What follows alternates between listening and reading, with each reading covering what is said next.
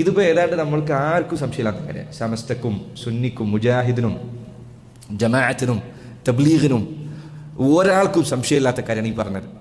ഷിർക്ക് ചെയ്താൽ അവൻ ഇസ്ലാമിൽ നിന്ന് പുറത്തു പോകും. ഇത് ഒരാൾക്കും സംശയമില്ല. അതുകൊണ്ട് ഇത് കേൾക്കുന്ന എൻ്റെ സഹോദരങ്ങളും സമസ്തയിലും എല്ലാത്തിലുള്ള ആൾക്കാരോട് എനിക്ക് പറയാനുള്ളത്, കാര്യം ഇത്ര ഗൗരവമുള്ളതാണെങ്കിൽ അത് എൻ്റെ അടുത്ത് സംഭവിച്ചിട്ടുണ്ടോ എന്ന് പരിശോധിക്കുന്നത് കൊണ്ട് നിനക്ക് പ്രത്യേകിച്ച് ഉപദ്രവമൊന്നുമില്ലല്ലോ. നീ ഒന്ന് പരിശോധിച്ചേക്ക്.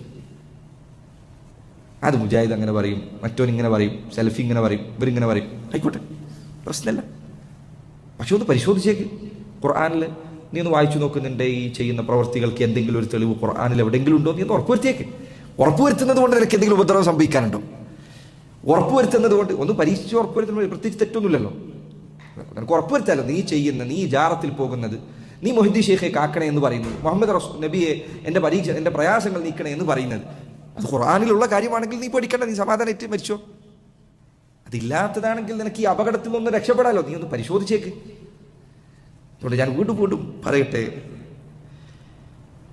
മുസ്ലിങ്ങളായ എൻ്റെ പ്രിയപ്പെട്ടവരെ, നിങ്ങൾ ഉസ്താദുമാർ പറയുന്നത് തൊണ്ട തൊടാതെ വിഴുങ്ങുന്നതിന് മുമ്പ് ഒന്ന് പരിശോധിക്കുക. ഒന്ന് പരിശോധിച്ച് നോക്കുക. ഖുർആനിലൊന്ന് പരിശോധിച്ച് നോക്കുക, ഹദീസിലൊന്ന് പരിശോധിച്ച് നോക്കുക. ഇന്ന് കാലത്ത് വിജ്ഞാനം, ഏത് വിജ്ഞാനവും വിരൽത്തുമ്പറ്റാൻ എന്തു പഠിക്കാനുള്ള അവസരമുണ്ട്.